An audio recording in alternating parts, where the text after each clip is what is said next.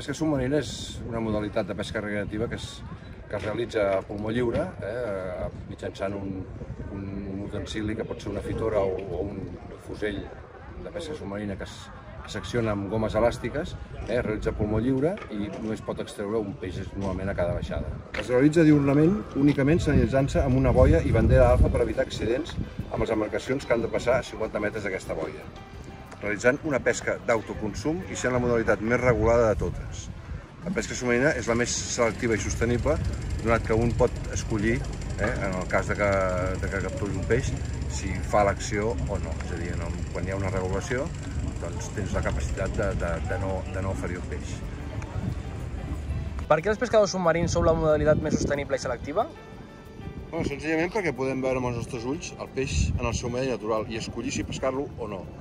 Això implica un alt nivell d'aprenentatge, compromís i selectivitat sobre els peixos. Només capturem exemplars adults amb les talles mínimes que estan assignades i normalment els que ja s'han reproduït, evidentment. De forma recreativa, per autoconsum, normalment, quan el mar ens deixa i la nostra feina o família.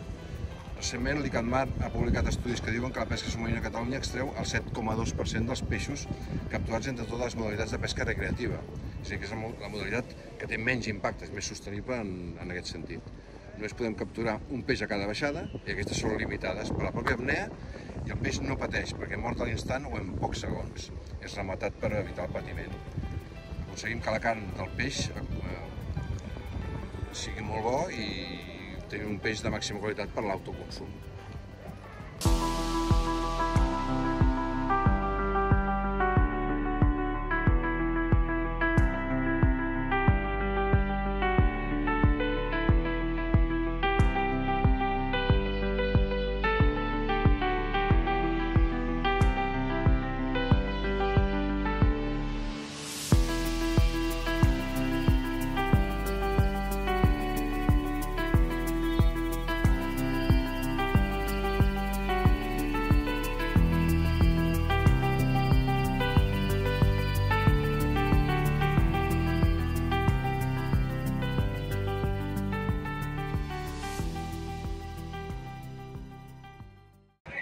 Òscar, en què consisteixen els concursos de pesca submarina benèfica? Els concursos de pesca submarina benèfics consisteixen en recollir la màxima quantitat de peixos per una part solidària i sobretot que arribi a la màxima gent possible i el més a prop possible de l'entorn de la competició. Es realitzen 2 campionats a l'any a cada província de Catalunya. Quasi mai es repeteixen les zones al mateix any i es realitzen amb unes talles mínimes entre el doble i 5 vegades superior a la talla mínima de la pesca professional o recreativa. Avui mateix veurem imatges del Campionat de Catalunya 2021 on es presenten els millors pescadors de Catalunya que volen accedir a una plaça per una competició nacional i alguns formen part de l'equip nacional competint per arreu del món. Doncs els guanyadors van agafant 10 peixos en 5 hores. La mitja entre 15 participants és de 4 peixos per participant. Peixos que han arribat a la maduresa reproductiva sobradament, molt sobradament.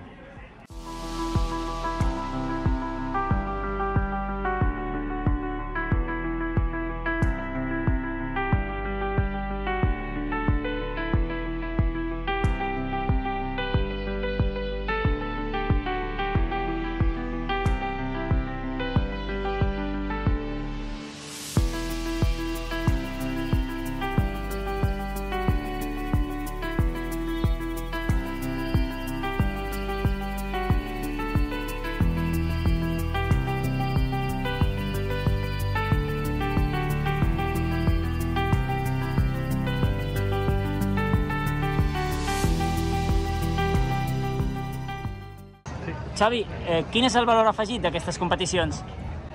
A Catalunya fem menys de 10 campionats en tot l'any, sota la tutela de la Federació Catalana d'Activitats Subaquàtiques, on crea un teixit on vertebra aquest esport. Agrupant els pescadors submarins en clubs on reben formació en seguretat, maneig dels fusells, biologia marina, respecte al medi, normatives i criteri propi per realitzar una activitat extractiva, sostenible i d'autoconsum. Gràcies a aquestes competicions i clubs tenim uns pescadors més formats, més respectuosos i que tenen major cura del medi. Si no existissin i els nous pescadors anessin per lliure, els mancaria coneixements, seguretat, educació i no realitzarien una pesca tan sostenible com la que fa més de 50 anys es promou des dels propis clubs i la federació.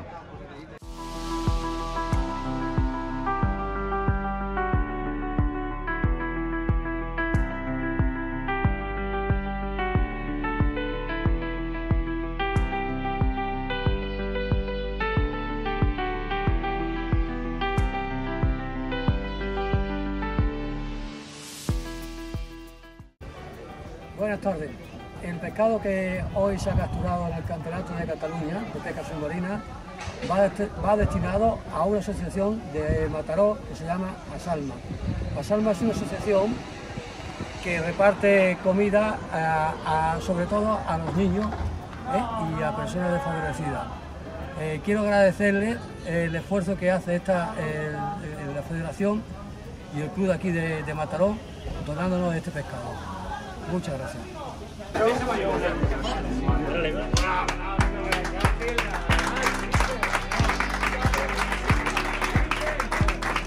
Ya está, ¿eh? ¿Quieres?